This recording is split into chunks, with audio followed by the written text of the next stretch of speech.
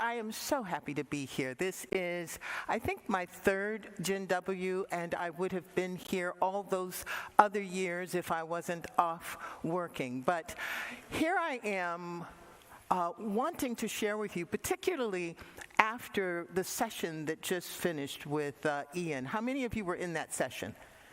Yeah, that's so good because it was the first time that I had seen Ian's work.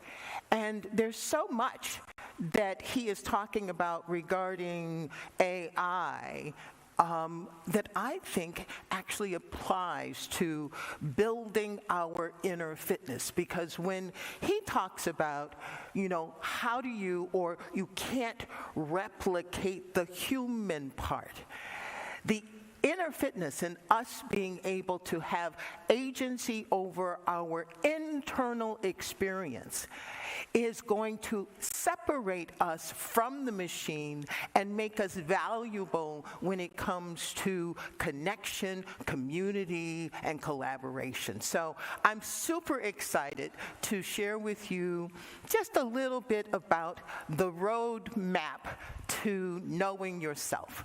All right? I'm Tina Lifford, and I am the CEO and the architect of the Inner Fitness Project.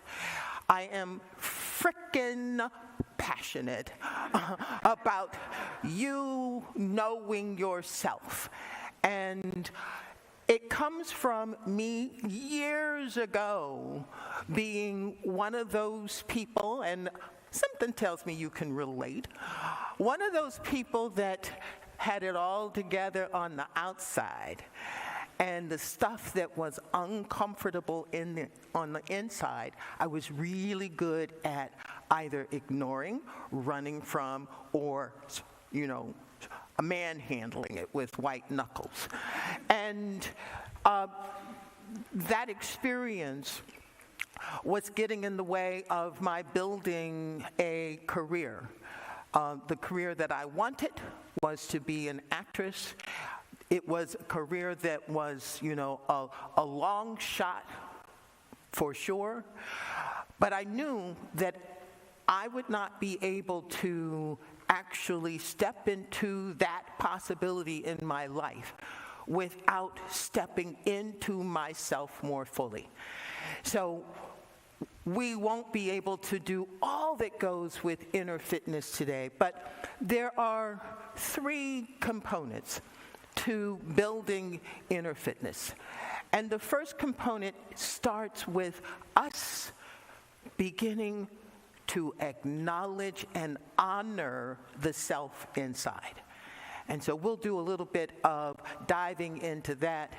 The second piece is being able to consciously engage with ourselves, see ourselves differently, see the range of self that lives inside. That we're going to do on the main stage when I close out today's events. And then the third is being able to practice like you exercise your body. Practices strategies that help you honor and see yourself and be in self-agency. Be able to manage your emotions, manage your thoughts, your dreams, your desires, so on and so forth. Good or not? Good or good? All right, fantastic. So as we take this journey, one of the most important things, and I know that this seems sort of, duh, everybody knows that, but our breath really can help us to become more connected to ourselves. And the breath, when you begin to use the breath as your tool and your friend, and you practice the breath and using it as a tool, you'll be able to use your breath in those moments of being triggered or anxiety or, feeling outside of your body and needing to ground yourself. Can you all relate to what I'm talking about? Yeah. we are in the conversation of what it means to be human. And in the conversation of what it means to be human, we all have stresses, anxieties, and triggers, and times when we are outside of ourselves. Can we agree to that? Yeah, so show me your hands if you agree that that is a part of being human, and therefore there's no one on the planet who doesn't experience that, though there are a lot of people who will try to pretend to you that they do not, right? We don't want to be those people. So one of my favorite breathing exercises is called the ocean breath. And has anyone ever heard of the ocean breath? Yeah. So I'm going to ask you to just for a moment stop eating, because you might choke. And we don't want anyone dying here at this wonderful conference, okay? And you see how that quiet just happened, right? The ocean breath will help you actually get to that quiet that just happened. Now, I'm going to show you how to do it, and then this is something that you can practice when you leave here. In fact, everything that I share with you on this stage, I invite you to practice it. Practice it so that it becomes a way of being for yourself. And the only way we learn and embody and then can default to is through practice. So the ocean breath is when you take an inhale, closed mouth, inhale and closed mouth, exhale. But you want to actually aim for that noisy inhale and noisy exhale. So it's something like,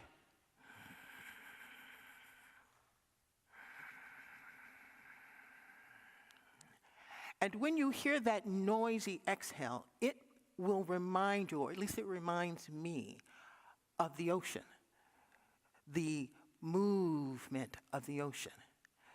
So let's do 3 ocean breaths together. You don't have to be concerned about the person next to you. You simply want to make sure that you, and I invite you to close your eyes, and so that your ears become part of the servicing of your breath. And on the count of 3, at your own pace, don't worry about what your neighbor is doing, I invite you to take a noisy inhale, mouth closed, and then an exhale when you're ready, and do that 3 times. 1, 2, 3.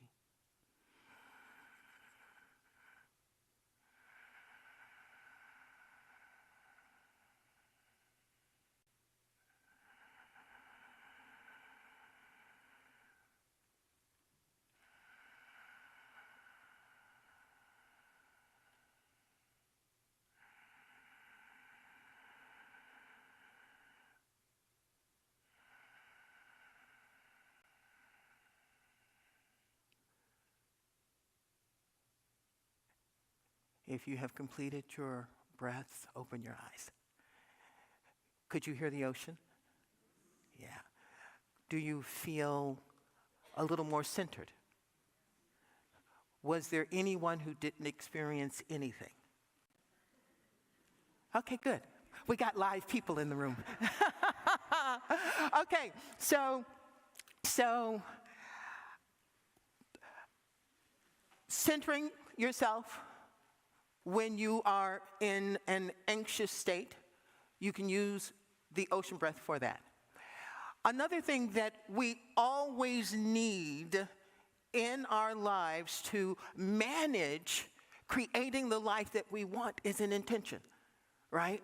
And that's not new information, but what might be worth highlighting and underscoring is that when we have an intention, and we state the intention, it helps to guide our actions.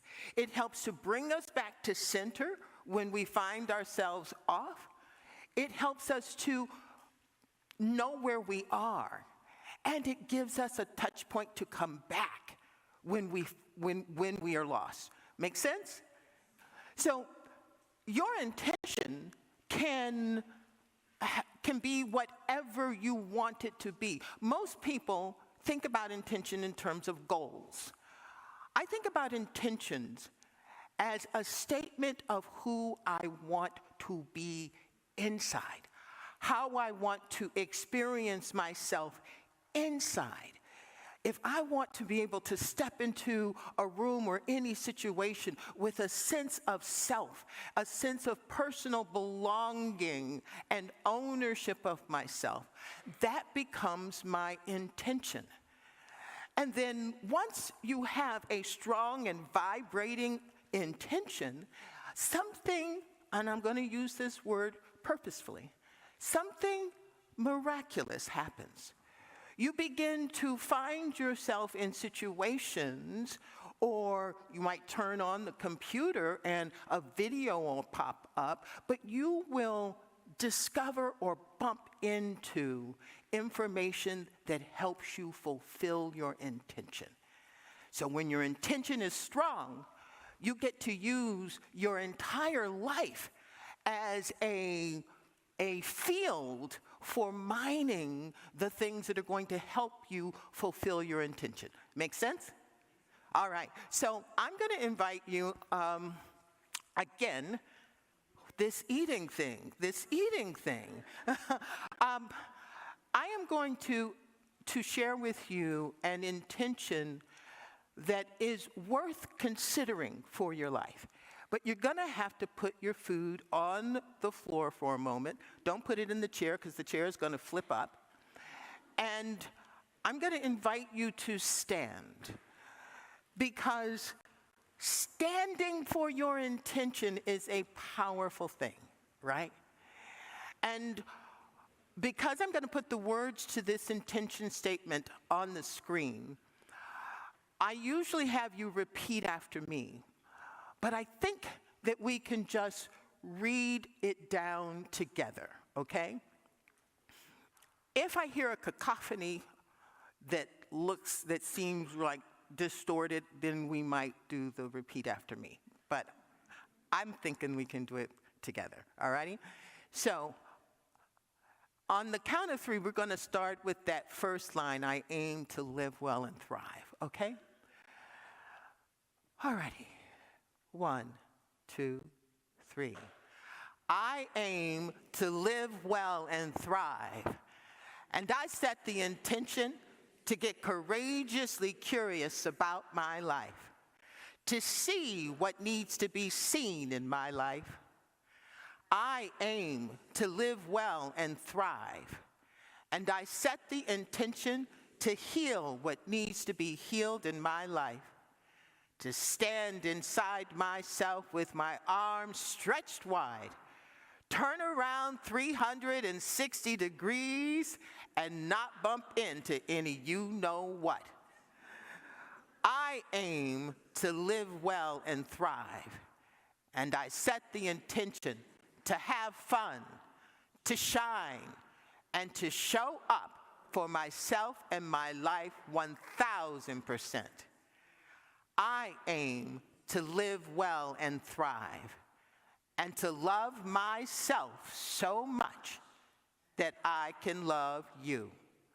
I aim to live well and thrive. Give yourselves a round of applause. Yeah, be seated. Did you feel that? And what felt good about it? Anybody? What felt good about it? Speak up for me. Yes, it was empowering. It talked about who we are and what we can do and who we can become. And all of the aspirations are doable, and it's what we want, right? And what we have to begin to do is to value ourselves enough to actually nurture the parts of ourselves that need this kind of strengthening so that we can take it into our lives, take it into our relationships, take it into our jobs, careers, etc. Make sense? So that allows me to define inner fitness. This is more words than I really need, but I'm going to share these words. Inner fitness is the practice of skills and mindset management that support healthcare, self-care, emotional intelligence, and self-agency. It's really self-awareness. It's really self-awareness and developing a trusted relationship with yourself that says you honor the self inside of you. Most of us, when we think about ourselves, we look at that image in the mirror and we say that's who we are. But the truth is, we are the thoughts, the feelings, the beliefs that run inside of us. And those thoughts, feelings, and beliefs, they drive our actions and reactions.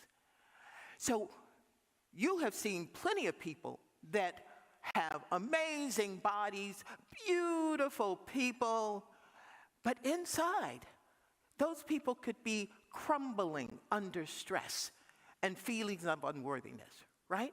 Have we all looked good on the outside and been in trouble on the inside?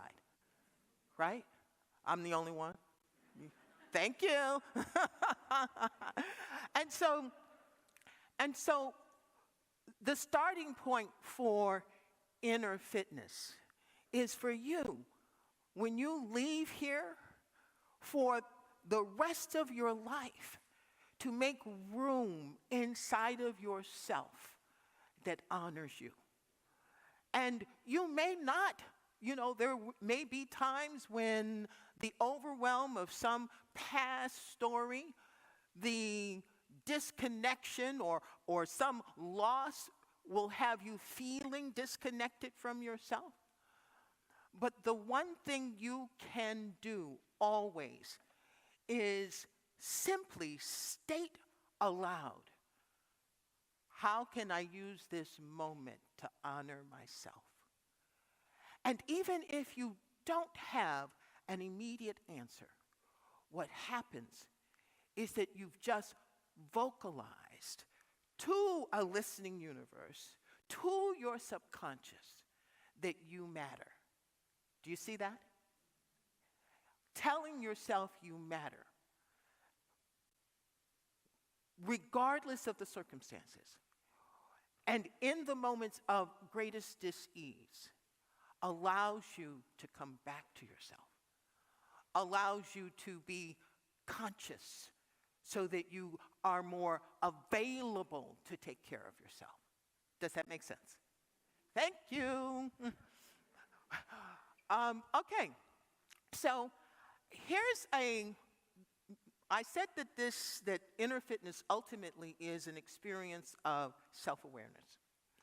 And so I invite you to read down these statements. And you're going to do a quick little assessment, right? And you're going to tell yourself the truth, because you don't have to really share it with anyone else. And the only way to move to where you want to be is to know where you are, right? And so on a scale of 1 to 10, 10 being 10 being highest and 1 being almost non-existent, I ask you to just rate yourself regarding each one of those statements.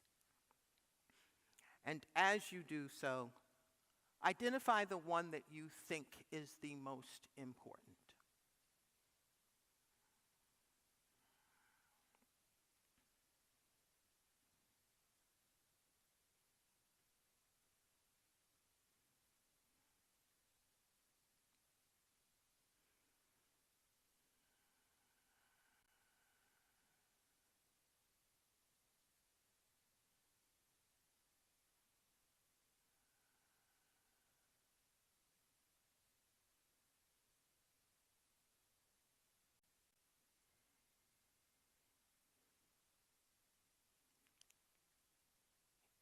If you're still assessing, raise your hand so that I'll know. Okay.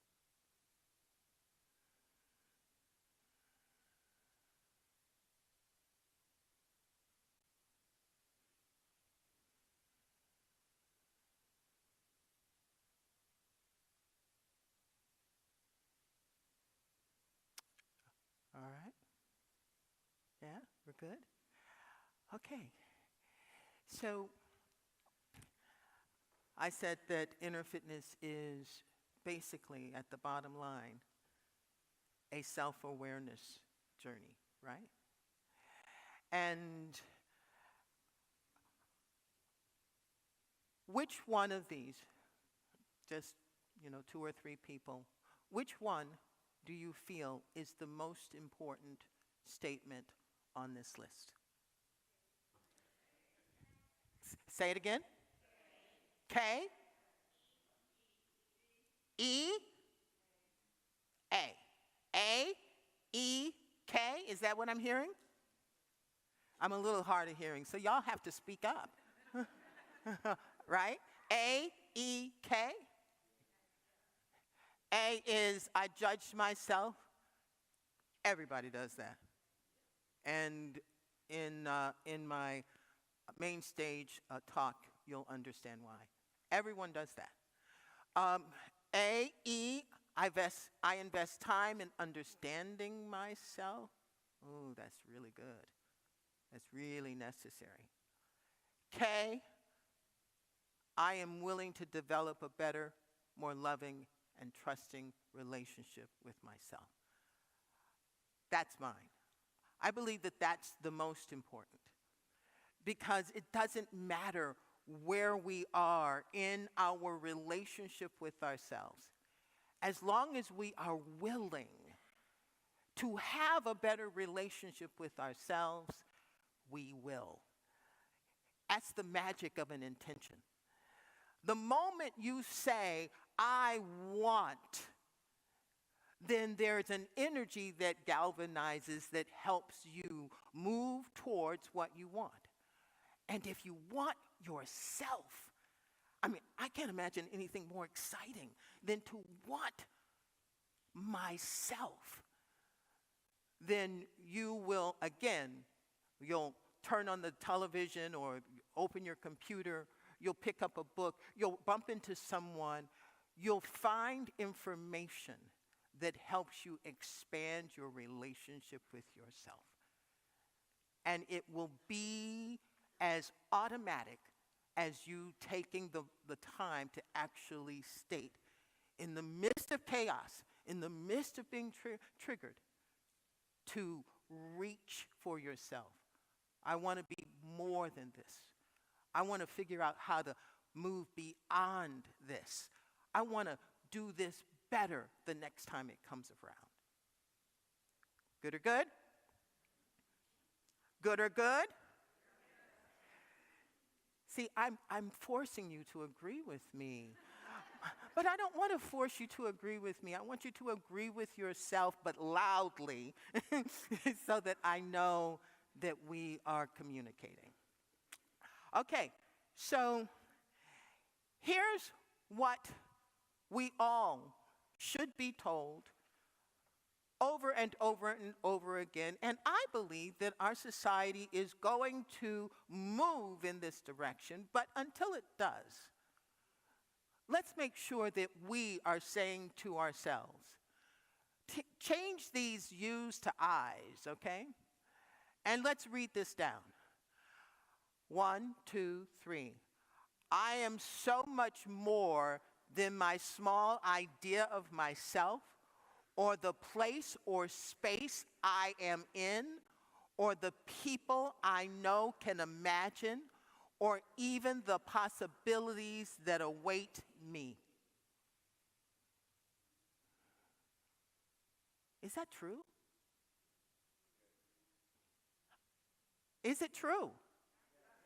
It's true, but we don't always believe it. It's true, but we have been taught to step over ourselves and not connect to the truth of who we are. And that is the work of inner fitness. When you have a truth, it is our responsibility to begin to practice, exercise, explore, as is, the topic for this year's Generation W. Explore how you can bring more of that truth into your life.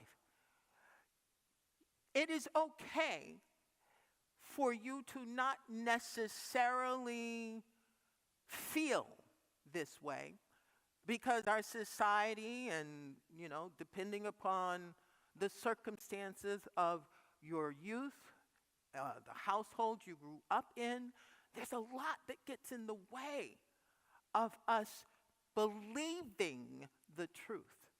But it doesn't change the truth, right? Okay, so in the time that we have together, how can we begin to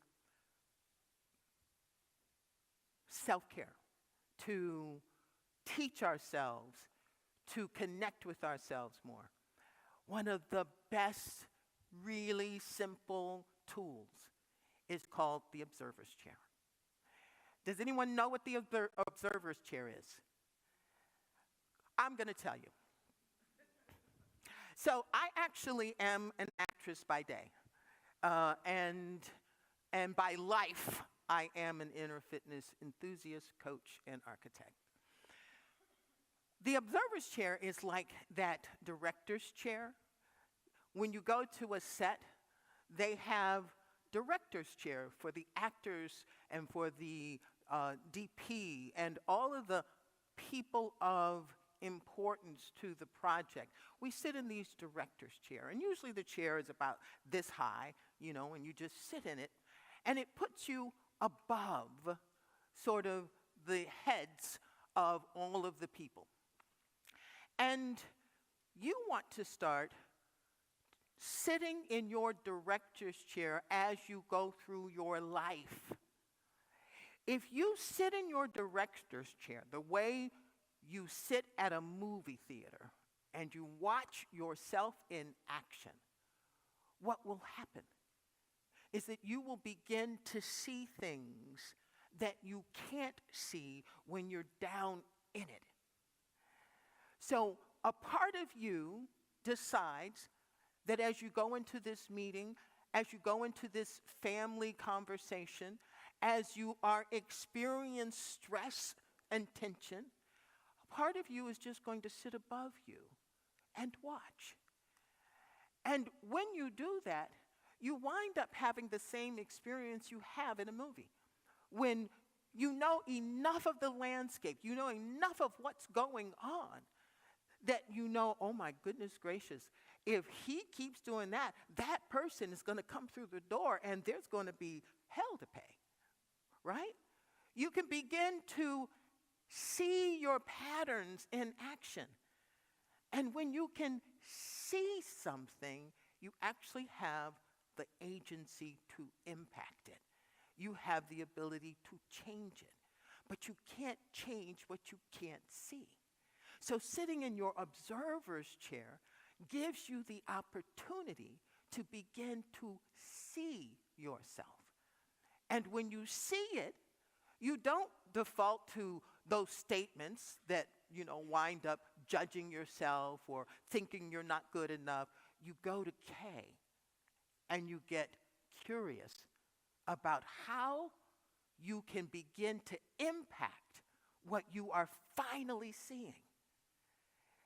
To be able to see something that you haven't been able to see most of your life, is that an accomplishment? Huh? Huh? Yes. Why? Why is that an accomplishment? Say it. One more time. I should have had a mic runner. Self-awareness. And what you can see, you can what? What you can see, you can change. And now you have a goal.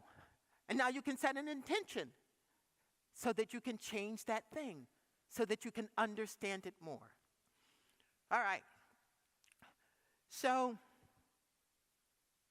oh my word. So, this is crazy.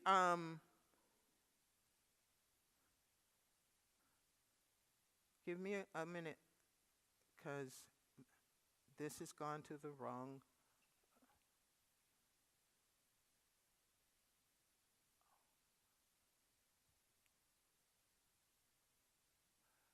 Somebody sing.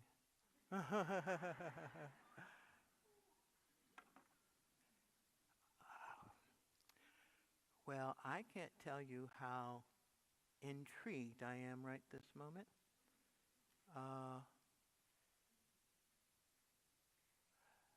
And I might just have to do this without. Okay. Okay, so the PowerPoint has gone. It is gone. No, it has gone away. So it actually is gone, Lisa. But that's okay. That's okay. Jen W. No, that's it. That's it.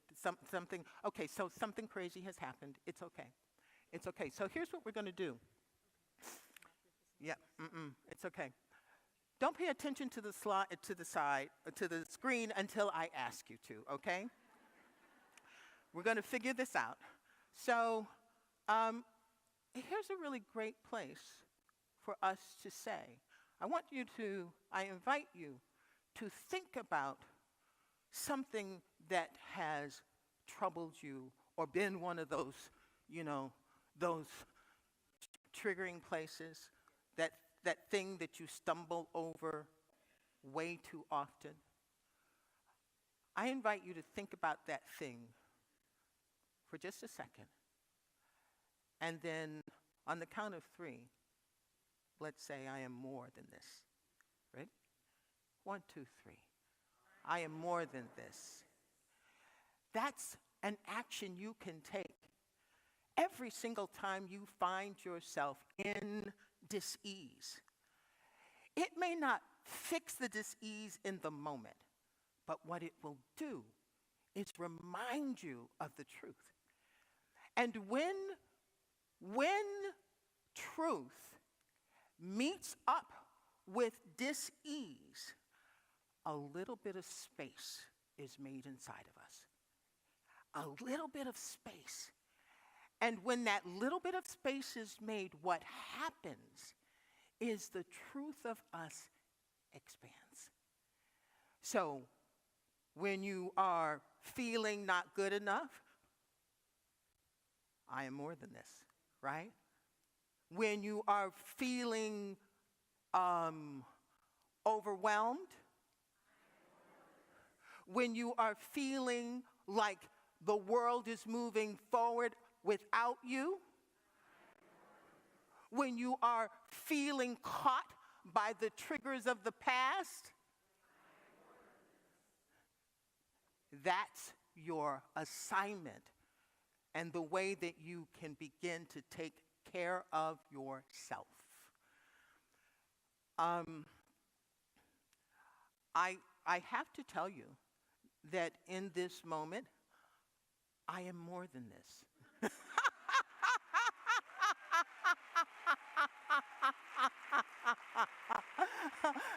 And I actually think that it's a beautiful opportunity to exemplify what we must do.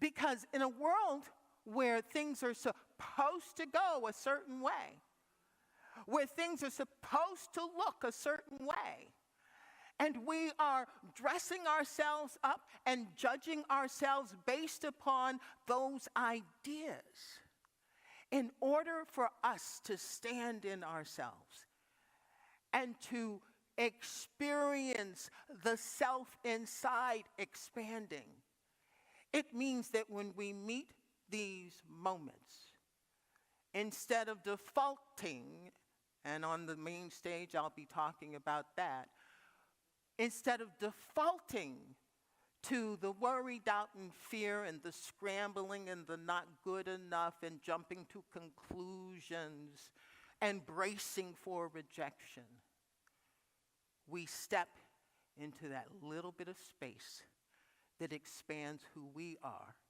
and we can say, that's what I'm talking about. That's what I'm talking about.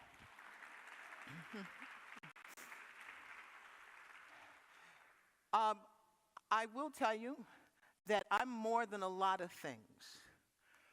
I am not more than time, though I bend time often. So I need someone to tell me where we are on time so that, Okay.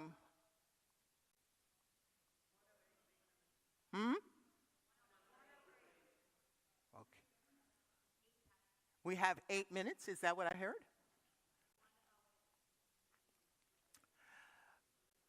So it becomes challenging when you are a facilitator who can't hear.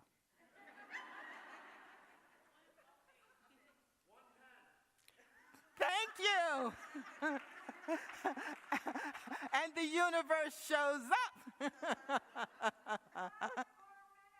Thank you. So, in this 5 minutes, I think that I'd love to entertain any resistance or questions that you might have about what I've shared.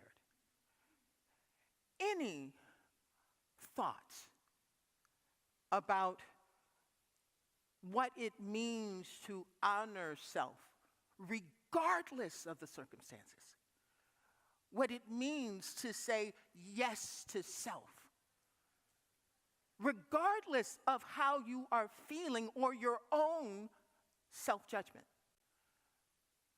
And I think that this is a great opportunity to practice what they just spoke about during Lisa's session where she was moderating with Ian, and I'm sorry I don't remember and Pat, right, Patrick, where he talked about the small C of courage. The small C of courage says that you take that deep breath and you say, I am more than any resistance inside of you. And then you ask the question. You put your voice in the room. So, can we do that? So, I'd love to have your feedback, your questions, anything that you might want. Please.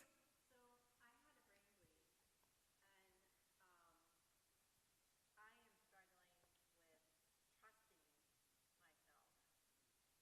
because I lost so much of myself. Did you hear that? Yes. That this beautiful woman, what's your name? Lynn. Lynn has said that she is struggling, and you actually said that you were struggling because you had a brain. Aneurysm. Yeah, see, we always give ourselves a reason for struggling, right? Yours is you had an aneurysm, and that's a real thing, right? But all of these other people, I would dare to say most of them have not had a brain aneurysm, right? And do you struggle with knowing yourself or trusting yourself or hanging on to yourself? Has nothing to do with the brain aneurysm. What it has to do with is our orientation to ourselves that constantly has us feeling that there's a reason why we can't, and then you fill in the blank. You hear that? Because if everyone else in this room can relate to that statement, then the brain aneurysm, which is real, just winds up being yet another thing. And on the main stage, I'm going to be talking about the surviving self that lives inside of us. And just in a nutshell, there's a part of us that wants everything to stay exactly the way it has been. Because that's where we're comfortable. And it doesn't matter if that comfort is uncomfortable, right? It doesn't matter if that place that we are used to creates unhappiness. We are used to it. And existentially, it is safer for us because we know it. So when you default to not being good enough or fear or resistance, it's a part of you that has blocked out the I am more part of you in its effort to just keep you safe by keeping you where you have been. Does that make sense? Yes. I want to hear that yes in a way that resonates. Yes! Yes! Anyone else? Please. Please. So a couple of your items resonated with me, and I'm wondering your techniques, I guess,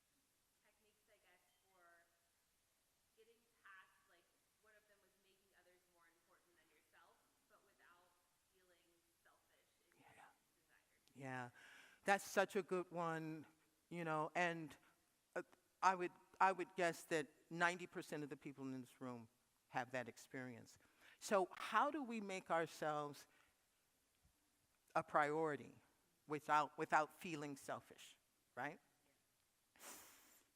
Okay. I'm going to talk about this on the main stage too. So you think that you are here to be someone's mother, friend, wife, employee, employer, right? We all have been given externalized ideas of who we are and what we are here to do. But Joseph Campbell says that our ultimate goal, our ultimate aim in life is to match our nature with nature. Our nature with nature. And there's a lot that we don't know about this universe, but we know this. We know that it is built to expand and grow. That is our call to action, to expand and grow. So if you decide that you are here on purpose, in alignment with a much bigger, intelligent agenda, then how can taking care of yourself be selfish if it allows you to be better in every other area of your life?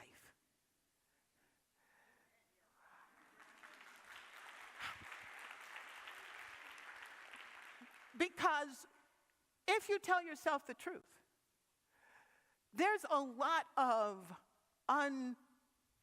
unattractive, unhealed lies that you walk around with that were probably handed to you and shaping what you do or don't do. If you don't look at that, then you pass that on to the people that you are prioritizing over yourself.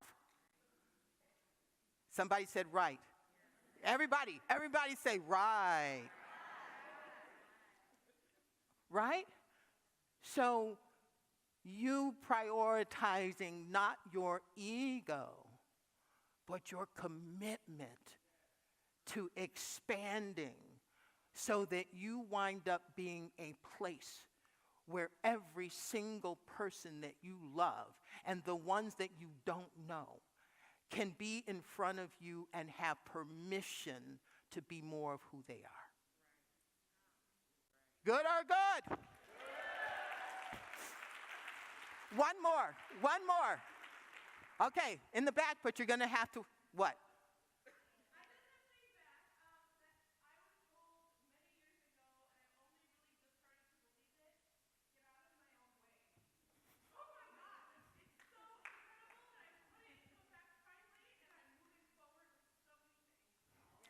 That's exciting. That's exciting. And I really don't have a whole lot more to say after that, right? Our job, our opportunity to what is possible for our lives is to get out of the way of our habitual thinking that has been formed from lies and misconceptions and ignorance. Move away from that self with love and step into space that allows you to discover or explore. Everyone say explore. Explore who you truly are.